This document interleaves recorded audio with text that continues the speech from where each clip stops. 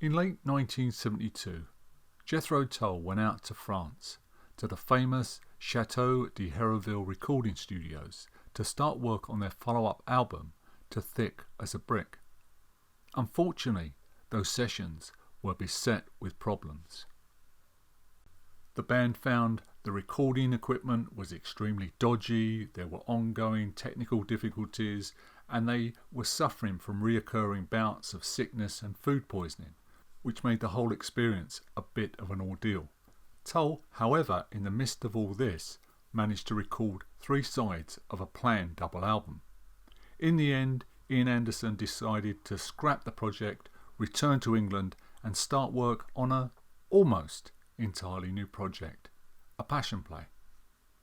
But let us just imagine if Tull had managed to produce that double album. What would it have sounded like? And what would have been on that mysterious 4th side? Well, I believe that double album would have been a monster of a record and a stone cold classic, and possibly the best prog rock album of all time. So here's how I'd imagine that album to sound like. I'd start side 1 with just the first 47 seconds of Anomaly Part 1, or as it's also known, First Post, just Ian's lovely, sad sax playing. It would make for a great atmospheric intro and would lead us straight into Law of the Bungle Part 1. Here Ian Anderson writes very much in the whimsical style of Lewis Carroll and Edward Lear, as he relates a surreal but strangely beautiful tale of the cycle of nature. Even though we are told that those chateau sessions were an extremely tense affair, the band sound superb, relaxed and flowing, maybe because these are just backing tracks. With Tiger Tune, Anderson continues the animal theme, this time comparing tigers and their habits to those besooted gentlemen who work in the city. Bankers, estate agents, politicians, or even record company executives. Nature can be brutal and vicious, but is the human world that much different? Tiger Tune contains what would go on to be Prelude, the piece which opens up a passion play. Its bouncing jolliness seems much more in place here, whereas on a passion play it seemed a bit of a red herring for the dark brooding music and themes that were to follow. Loving a tiger, you take second place to the cake you bake, and with undying servile obedience keep the stiffly starched collar of his conference shit spotless, and remove daily the bloody evidence of his dastardly misdeeds from the otherwise immaculate elegance of his pinstripe tiger coat. Period. Law of the Bungle, Part 2. I'd keep Barry's drum intro in, but edit out Martin Barr's shocking confession about being an owl who likes dressing up in men's clothing. There's no call for that, Martin. No call at all. This is an instrumental track that when fully developed would have given plenty of room for flute and guitar solos. In fact, it's a perfect vehicle for a flute and guitar trade-off, one of those famous Jethro Tull flute and guitar duels. Part 2 really swings along, especially when they revisit riffs used in Part 1. 2 minutes 20 seconds in, listen to that John Evans piano riff. That's pure reggae, intentional or not. Or when the band drop out at 3 minutes 6 seconds and just leave John on his own playing some very classical piano. Only Jethro Tull. It's brilliant, riveting music. And remember, this is only a backing track. Next up, I'd have Bungle in the Jungle, without David Palmer's string arrangements. It keeps in with all the analogies between man and the animal kingdom. It's a fun track, and when the band played it live in 1974, it caused Ian to comment with mock sadness by saying, "I thought I was the only person who could dance to Jethro Tull's music." I'd end side 1 with Sea Lion because it fits in perfectly with the themes of the first side. Look how we balance the world on the tips of our noses, like sea lions with a ball, at the carnival. It also introduces us to the Passion Play, which will be referenced more than a few times over the course of this record. It's the same old performance in the same old way. It's the same old story to this Passion Play. Sea Lion, with its powerful riff, a masterclass in drumming from Barrymore Barlow and Ian Anderson on top form as a singer. It would be a perfect ending to a fun but deceptively powerful Side 1. Side 2, things get a little bit more serious. I'd open with a shortened big top, which continues the imagery from Sea Lion and leads us into Scenario. Back in the 1950s, 1960s and well into the 1970s, when you were in school in England, you had religion drummed into you. There was this great being above who oversaw everything. He sent his son down to die for our sins. You had to go to church on Sunday. Everything closed down on a Sunday. And if you did anything wrong, you'd be punished forever, or he might even strike you down with thunder and lightning. So whether you believe all this or not, that's up to you. But Ian, like myself, I guess, struggled to comprehend all of this doctrine. And most of the people who pushed it into you daily were hypocrites. Just go to the second side of Aqualung and songs like Wind Up, My God, Hymn 43. On Scenario, Ian, with just the use of glockenspiel, acoustic guitar, voice and some stunning echo effects, spins us down the long ages. And so began the age of man, and they left his body in the sand, their glasses raised to a God on high, who smiled upon them from the sky. So take the stage, spin down the ages, loose the passion, spill the rage upon your son, who holds the gun up to your head. The play's begun. But once Ian has created this scenario, then he turns it all on his head with these lyrics. Then God, the director, smells a rat, pulls another rabbit from his hat, sniffs the air and he says, well, that's that. I'm going. What did William Shakespeare say? All the world's a stage. And with the next track, No Audition, Ian paints a picture of a world gone mad. No one knows what they're doing. We've got religion, we've got war, we've got politics. And when you look at it all, it's all pretty much just madness. Actors without a script. The actors milling helplessly. The script is blowing out to sea. But what the hell? We didn't even pass an audition. And me, I'm here to sing along. And I'm not concerned with righting wrongs. Just asking questions that belong without an answer. But God is laughing up his sleeve as he pours himself another cup of tea. And he waves goodbye to you and me. At least for now.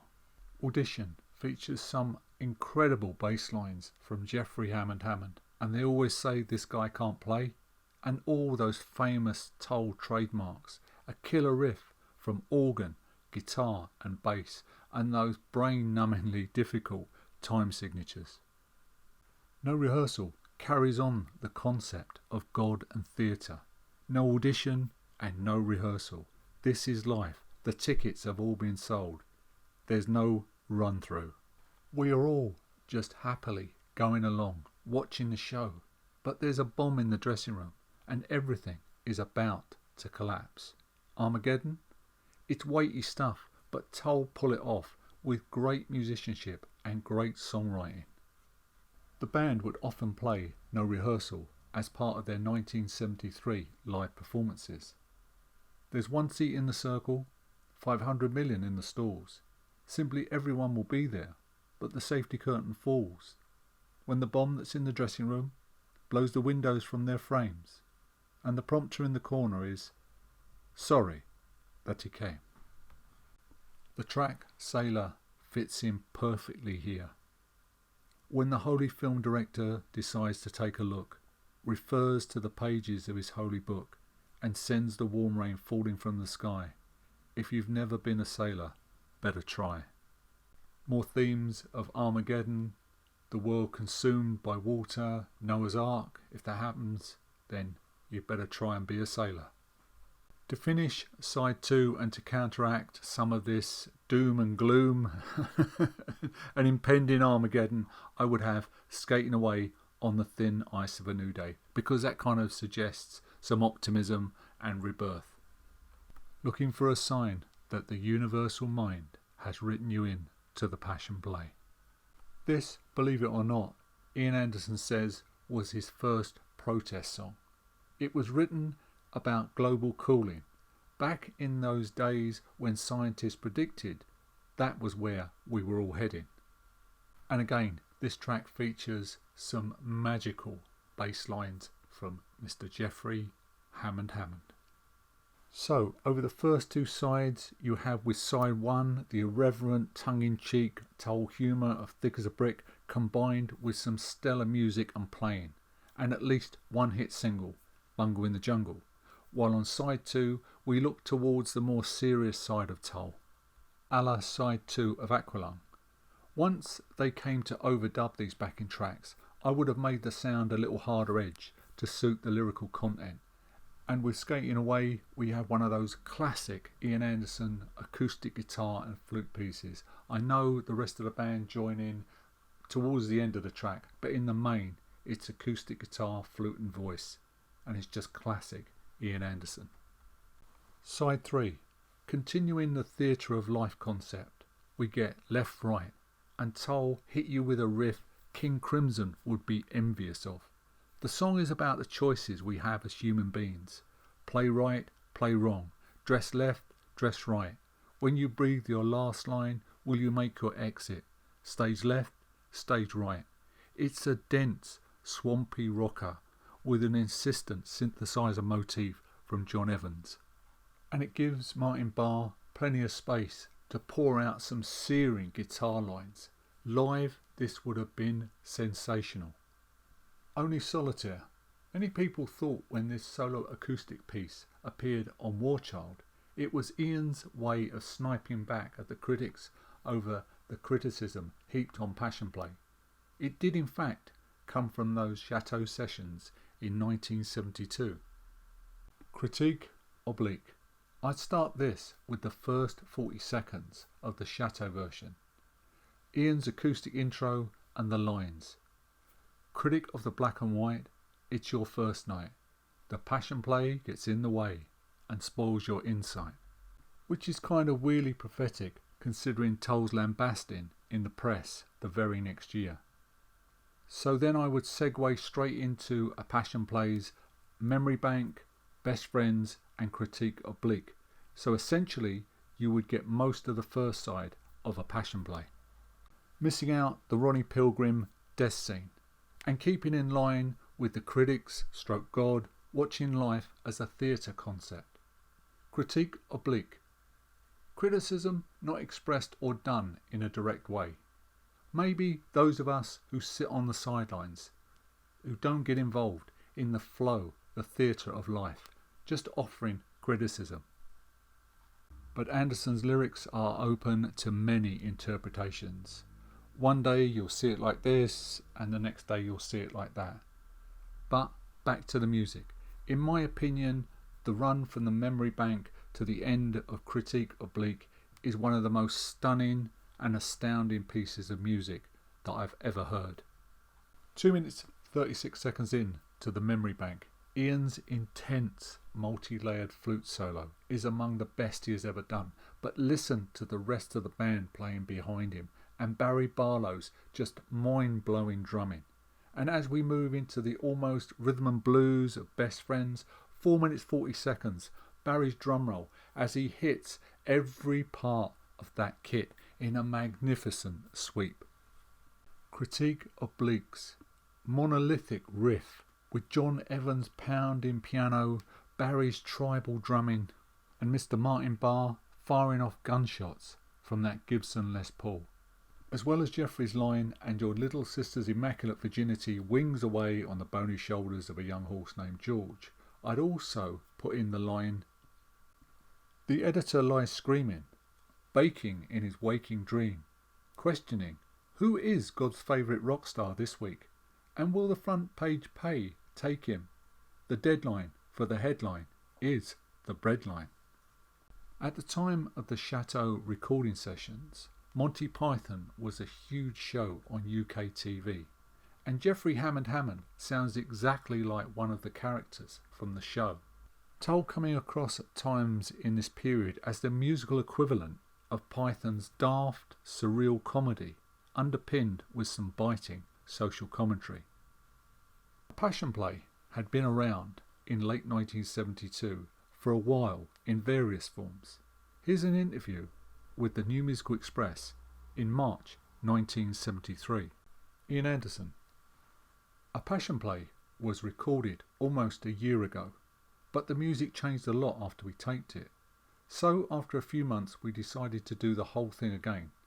Thank God we're in a financial position where we are able to re-record in spite of the high costs. So what with this and Ian's constant references to a passion play throughout the Chateau songs convinces me that the mythical double album would have been in fact called a passion play, and that the blank fourth side would have been made up of the second side, the entire second side of a passion play, the journey through hell and leading to Magus Perde, the endless cycle of death and rebirth. Side 2 of a passion play is another thrilling musical roller coaster of a ride, with everyone of the band on top form.